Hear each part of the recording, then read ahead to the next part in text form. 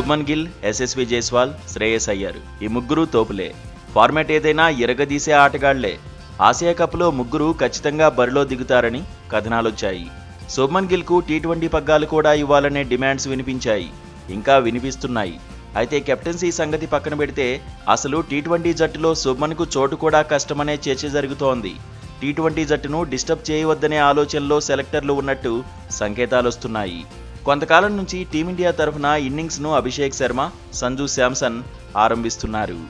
ఈ జోడీ పర్వాలేదనిపించింది. అదే సమయంలో టీమిండియా కూడా మంచి విజయాలే సాధించింది. దీంతో అభిషేక్ శర్మ, సంజు శాంసన్ జోడీని విడదీయకూడదనే ఆలోచనలో సెలెక్టర్లు ఉన్నట్టు ప్రచారం జరుగుతోంది. అభిషేక్ శర్మ ఆల్రెడీ 2 సెంచరీలు కొట్టాడు. సంజు శాంసన్ ఖాతాలోనూ సెంచరీలు ఉన్నాయి. పైగా టీ20 ర్యాంకింగ్స్లో అభిషేక్ శర్మ టాప్లో ఉన్నాడు. అందుకే ఆసియా కప్లోనూ అభిషేక్ శర్మ, సంజు శాంసనే ఓపెనర్లుగా బరిలో దిగే అవకాశాలున్నట్టు టాక్ నడుస్తోంది.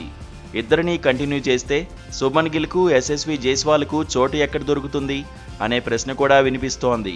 ఇద్దరూ కొంతకాలం వెయిట్ చేయక తప్పదని ప్రచారం సాగుతోంది. కెప్టెన్సీ మార్పుకు కూడా బీసీసీఐ ఆసక్తిగా లేదని కథనాలొస్తున్నాయి. టీ20 వరల్డ్ కప్ వరకు సూర్య చేతిలోనే పగ్గాలు ఉండాలని డిసైడ్ అయినట్టు తెలుస్తోంది. ఈ నెల 19న జట్టు ప్రకటన సమయంలో అజిత్ అగార్కర్తో పాటు సూర్యకుమార్ యాదవ్ మీడియా ముందుకు వస్తాడనే కథనాలొస్తున్నాయి. టీ20 జట్టులో సంచలనాలేమీ ఉండవనే చర్చ జరుగుతోంది.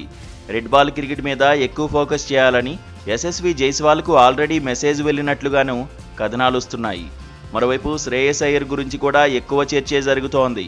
మిడిల్ ఆర్డర్లో అయ్యర్ను తీసుకుంటారని కొంతకాలంగా వార్తలు వస్తున్నాయి. ఐపీఎల్తో పాటు ఇంగ్లాండ్తో వన్డే సిరీస్, ఛాంపియన్స్ ట్రోఫీలో శ్రేయస్ హిట్ అయ్యాడు. టీ20 జట్టులోకి వస్తే మిడిల్ ఆర్డర్ బలపడుతుందనే వాదన ఉంది. అయితే ప్రస్తుతం ఉన్న సెటప్ను మార్చేందుకు సెలెక్టర్లు ఆసక్తిగా లేరని తెలుస్తోంది. టీ20 జట్టులోకి శ్రేయస్ను తీసుకోకపోవచ్చని ఎక్స్పర్ట్స్ సైతం అభిప్రాయపడుతున్నారు. కెప్టెన్ సూర్యకుమార్ యాదవ్పై బ్యాటింగ్ భారం ఎక్కువగానే ఉంటుందని చెబుతున్నారు. తిలక్ వర్మ పైన టీం మేనేజ్మెంట్కు ఎక్కువ అంచనాలు ఉన్నాయంటున్నారు.